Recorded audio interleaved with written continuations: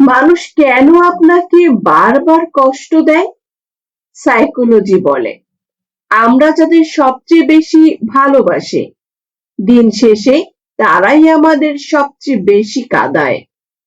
যাদের আমরা অন্ধের মতো বিশ্বাস করি তারাই আমাদের বিশ্বাসের সুযোগ নিয়ে আমাদের বুকটা ভেঙে চুরমার করে দেয়।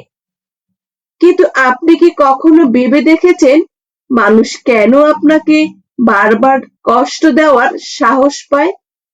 কেন আপনাকে তুচ্ছ তাচ্ছিল্য করে?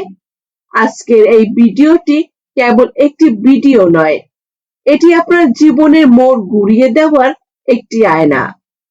আজ আমি আপনাদের এমন 4টি মনস্তাত্ত্বিক কৌশলের কথা বলবো যা প্রয়োগ করলে যে মানুষটি আজ আপনাকে অবহেলা করছে সে একদিন আপনার ব্যক্তিত্বের কাছে মাথা নত করতে বাধ্য হবে। সে নিজের ভিতরের অনুশোচনায় জ্বলে পুড়ে মরবে, কথা দিচ্ছে। ভিডিও শেষ পর্যন্ত থাকতে পারলে আপনি নিজের এক নতুন রূপ খুঁজে পাবেন ইনশাআল্লাহ। পয়েন্টগুলোতে যাওয়ার আগে একটা তিতা সত্য কথা শুনে নেন। মানুষ আপনাকে কষ্ট দেয় কারণ আপনি তাদের সেই অনুমতি দিয়েছেন। আপনি যখন কারোর জন্য সবসময় সহজলভ্য থাকেন, কারো হাজারো অপমানের পর এক নিমেষে ক্ষমা করে দেন, তখন সে ভেবে নেয় আপনাকে কষ্ট দেওয়াটা খুব সহজ। আপনার কোনো আত্মসম্মান নেই। সাইকোলজি বলে মানুষ কেবল তাদের ভয় পায় যার হারানোর কিছু নেই এবং নিজের সীমানা বজায় রাখতে জানে। হ্যাঁ। নাম্বার 1, রহস্যময় নীরবতা, দ্য পাওয়ার অফ সাইলেন্স। প্রথম কাজটি হলো অপ্রত্যাশিত নীরবতা। যখন কেউ আপনাকে অপমান করে বা কষ্ট দেয়, আমরা সাধারণত চিৎকার করি, ঝগড়া করি বা নিজেকে নির্দোষ প্রমাণ করার চেষ্টা করি। মনে রাখবেন, আপনার প্রতিটি চিৎকার তাকে তৃপ্তি দেয় যে সে আপনাকে দুর্বল করতে পেরেছে। মনে করুন আপনার খুব কাছের একজন মানুষ সবার সামনে আপনাকে নিয়ে উপহাস করলো। আপনি যদি সেখানে রেগে গিয়ে চিল্লাপাল্লা করেন তবে লোকে আপনাকে দোষ দেবে, কিন্তু আপনি যদি সেখানে স্থির থেকে তার চোখের দিকে 2 সেকেন্ড তাকিয়ে একটা মুচকি হাসি দিয়ে সেখান থেকে চুপচাপ চলে আসেন, তবে কি হবে জানেন? তার ভিতরে এক অদ্ভুত ভয় কাজ করবে। সে ভাববে আপনি কি ভাবছেন। আপনার নীরবতা তার হাজারো তর্কের চেয়ে বেশি ধারালো হয়ে তার বুকে বিঁধবে। সে রাতে ঘুমানোর সময় আপনার রহস্যময় হাসির কথা ভেবে অস্থির হয়ে পড়বে। নীরবতা হলো সবচেয়ে বড় প্রতিশোধ। Number 2, emotional detox mind. দ্বিতীয় কাজটি হলো নিজের আবেগ নিয়ন্ত্রণ করা। মানুষ আপনাকে তখন কষ্ট দিতে পারে যখন সে জানে আপনার মনের চাবিকাঠি তার হাতে। সে মেসেজ দিলে আপনি খুশি হন, সে কথা না বললে আপনি কাঁদেন। এই নির্ভরশীলতা আপনাকে সস্তা করে দেয়। একটা ছোট্ট গল্প বলি। এক যুবক তার প্রিয়তমার অবহেলায় প্রতিদিন কাঁদতো। মেয়েটি জানতো সে তাই করে। এই ছেলেটি তার পায়ে পড়ে থাকবে। একদিন যুবকটি সিদ্ধান্ত নিল সে আর কোনো রিয়েক্ট করবে না। মেয়েটি তাকে অপমানজনক কথা বলল, কিন্তু যুবকটি শুধু বলল ঠিক আছে, তোমার যা ইচ্ছা। যুবকটি ফোন করলো না, কান্নাকাটি করলো না। কয়েকদিন পর দেখা গেল সে মেয়েটি ছটফট করছে। কেন ছেলেটি আগের মতো রিয়াক্ট করছে না? যখন আপনি কারো উপর থেকে আপনার আবেগ সরিয়ে নেবেন তখন সে আপনার কাছে নত হতে বাধ্য হয়, কারণ সে তখন তার গুরুত্ব হারিয়ে ফেলে। নাম্বার 3, নিজের ভ্যালু তৈরি করা, সেলফ ইনভেস্টমেন্ট। তৃতীয় কাজটি হলো নিজেকে এমন এক উচ্চতায় নিয়ে যাওয়া যেখানে তার পৌঁছানোর ক্ষমতা নেই। অবহেলা পাওয়ার পর আমরা দেবদাস হয়ে যাই, খাওয়া দাওয়া ছেড়ে দিই, কিন্তু বুদ্ধিমানরা উল্টোটা করে।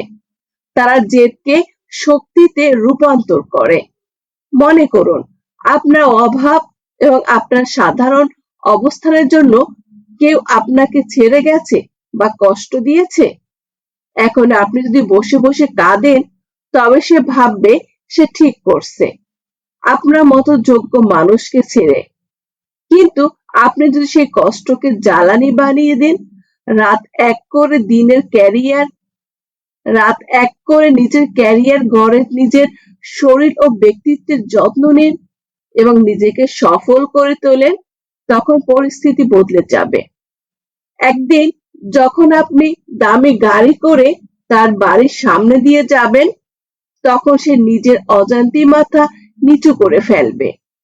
আপনার সফলতা তাকে বুঝিয়ে দেবে সে হীরা হারিয়ে কাজ কুড়িয়েছে। এটাই তাকে ধীরে ধীরে জ্বলে পুড়ে মারবে। হ্যাঁ। নাম্বার 4, ক্ষমা করে ভুলে যাওয়া। শেষ এবং সবচেয়ে শক্তিশালী কাজ, তাকে ক্ষমা করে দেন, কিন্তু তাকে আর কখনোই জায়গা দেবেন না। ক্ষমা করা মানে এই নয় যে সে ভালো মানুষ। ক্ষমা করা মানে আপনি আপনার মনের শান্তি বজায় রাখছেন। একজন বৃদ্ধ একবার বলেছিলেন, কারো উপর রাগ পুষে রাখা মানে হলো নিজে বিষ খেয়ে অন্যর মরার অপেক্ষা করা। কথা বুঝছেন? কার উপর রাগ পুষে রাখা মানে হলো নিজে বিষ খেয়ে অন্যর মরার অপেক্ষা করা। যে আপনাকে কষ্ট দিয়েছে তাকে আপনার চিন্তার জগতে রাখবেন না। সে যখন দেখবে আপনি তাকে ছাড়া দিব্যি ভালো আছেন, হাসছেন, সফল হচ্ছেন, তখন সে সবচেয়ে বেশি অপমানিত বোধ করবে। তার কাছে আপনার সবচেয়ে বড় প্রতিশোধ হলো তাকে সম্পূর্ণভাবে ভুলে যাওয়া এবং নিজের জীবনে সুখে থাকা। বন্ধু, কেউ যখন তোমাকে অপমান করে, প্রথমে মনে রেখো তোমার শক্তি বুঝে ফেলছে বলেই তোমাকে ছোট করার চেষ্টা করছে। রাগ করো না, উত্তর দিও না, কারণ কথার উত্তর কথা দিয়ে দিলে তুমি তাদের মতোই ছোট হয়ে যাবে। বরং চুপ থাকো, কারণ নীরবতা দুর্বলতা নয়, বরং মহানতার পরিচয়। অপমানকে অভিশাপ দেব না, এটাই তোমার সবচেয়ে বড় শিক্ষা। যতবার মানুষ তোমাকে আঘাত করবে, ততবার তুমি আরো শক্তিশালী হবে। মনে রেখো, মানুষ পাথর ছোড়া শুরু করে সেই গাছে যে গাছ ফল ধরে। তাই যদি তোমাকে নিয়ে হাসাহাসি হয়, অপমান করা হয়, তাহলে বুঝে নিও তুমি সঠিক পথেই আছো। থেমে যেও না, হাল ছেড়ো না। অপমানকে বানাও আগুন, আর সেই আগুনে জ্বালিয়ে দাও তোমার পরিশ্রম। একদিন তোমার সাফল্য হবে সেই আগুন যার তাপে তাদের সব অপমান গলে যাবে, আর তোমার সাফল্য হবে তাদের চিরকালের উত্তর। যে তোমাকে গুরুত্ব দেয় না, তার জন্য একটু সময় নষ্ট করো না, কারণ সময় তোমার সবচেয়ে বড় সম্পদ। একবার চলে গেলে তার কখনোই ফিরে আসে না। যে তোমার কথা শুনতে চায় না, যে তোমার অনুভূতিকে সম্মান করে না, তার কাছে তোমার উপস্থিতি কোনোদিনও মূল্যবান হবে না। তুমি যতই দাও, যতই চেষ্টা করো, সে বোঝার ক্ষমতা রাখবে না।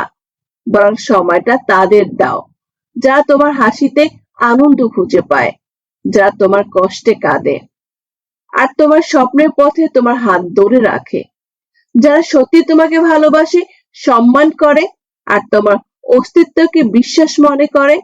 মনে রেখো, ভালোবাসা, সম্মান আর গুরুত্ব এগুলো কখনো ভিক্ষা চাওয়ার জিনিস নয়।